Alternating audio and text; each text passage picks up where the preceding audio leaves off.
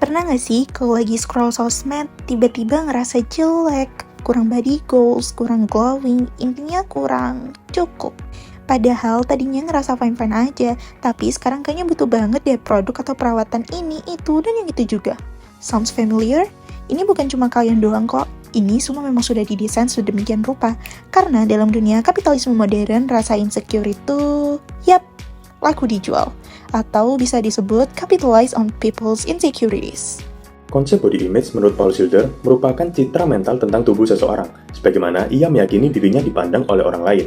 Bukan hanya bersifat personal, hal ini juga menjadi penentu status sosial, rasa percaya diri, hingga penerimaan dalam lingkungan sosial. Industri pun menyadari hal ini. Insecurity terhadap tubuh dan penampilan, yang dalam banyak kasus dibentuk oleh konstruksi sosial itu sendiri, telah menjadi peluang pasar. Saat ini, insecurity bukan hanya soal perasaan semata, tetapi telah menjadi suatu bentuk konsumsi masyarakat.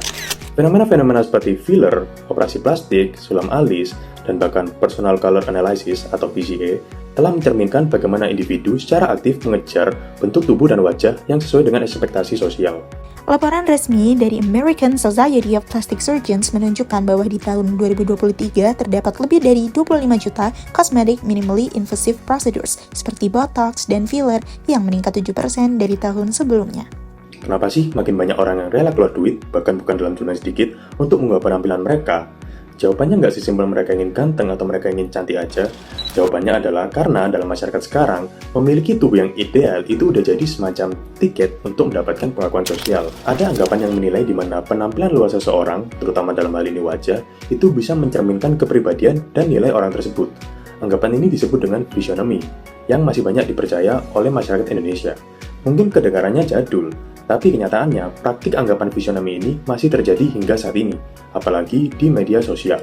Nah, di tengah tren konsumsi estetika ini, terdapat satu fenomena yang belakangan ramai dilakukan oleh cewek-cewek di kota besar, Personal Color Analysis, atau PCA. Buat yang belum familiar, PCA adalah metode buat nyari warna pakaian dan makeup yang paling match sama tone kulit, mata, atau rambut kita. Dan biasanya dibagi menjadi beberapa kategori, yaitu Spring, Summer, Autumn, dan Winter. Fenomena ini ikut meledak karena gelombang Hallyu atau Korean Wave yang bawa budaya estetika warna ke dunia fashion dan makeup. Dan ya, Indonesia ikut kebawa tren. PCA itu ingin menyampaikan bahwa pemilihan warna yang tepat bikin kelihatan lebih menarik. Di sisi konsumen, jadilah sekarang kita nggak cuma beli produk, tapi juga beli pengetahuan tentang diri kita sendiri. Harga jasanya mulai dari 500 ribuan sampai 2 juta per sesi. Belum termasuk paket wardrobe dan makeup konsultasi. Tapi gini ya, mau pakai jasa PCA atau enggak, itu pilihan. Gak ada yang salah selama tujuannya jelas dan gak cuma ikut-ikutan. Kalau nggak butuh-butuh amat, nggak usah maksa cuma karena FOMO, takut ketinggalan tren. Dari sisi body image, PCA itu bikin makin banyak orang ngerasa bahwa tampil match itu bukan lagi soal selera, tapi soal ilmu. Ini bikin makin banyak orang ngerasa bahwa wajib membeli produk yang cocok dengan hasil PCA mereka. Konsep ini tuh relevan sama aesthetication of everyday life. Dari Featherstone ketika estetika menjadi bagian dari rutinitas, dari cara berpakaian, dandan, sampai isi keranjang belanja mereka. Kita juga nggak bisa lepasin ini dari budaya populer. Gaya hidup ala Korea Selatan telah menjadi identitas, bahkan menjadi penanda kelas sosial baru. Seperti yang dikemukakan oleh Ann Whistle, bahwa tubuh itu tidak pernah netral. Penampilan kita selalu dibentuk oleh konteks sosial dan budaya, melalui pakaian, mode, sehari-hari, dan berpakaian, sampai warna lipstik yang dipilih. PCA ini sih kelihatannya netral ya, bahkan empowering. Tapi kalau ditelusuri lebih lanjut, PCA ini memperkuat standar konsep kecantikan kita. So, PCA ini beneran dibutuhin atau sekedar cuma karena rasa takut diri, gak sesuai sama ekspektasi akan standar kecantikan?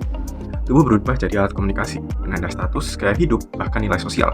Seperti yang dikatakan Baudrillard, the body becomes a sign, the lotus of the code.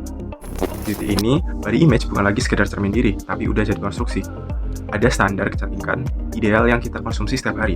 Wajah tirus, kulit cerah, warna outfit yang tepat, dan semuanya makin jauh dari realita biologis kita. Menurut Baudrillard, ini namanya simulacra. Simulacra are not copies of the real. They become their own truth in their own right. Wajah kita pengen kayak hasil filter, tubuh pengen kayak seleb Korea, bukan karena itu kita, tapi karena itu citra yang dibentuk dan diulang terus oleh media. Dalam logika konsumsi hari ini, beli jasa, PCA, filler, atau fashion, warna-warna tertentu bukan soal fungsi, tapi juga soal penanda sosial. Kayak yang dibilang Baudrillard, konsumen beli maknanya. Dan disinilah tubuh jadi bagian dari strategi diferensiasi. Yang glowing dianggap cantik, yang update dan PCA dianggap kekinian atau muncul literate. Yang tahu warna, yang cocok untuk kulit sering dianggap self-aware.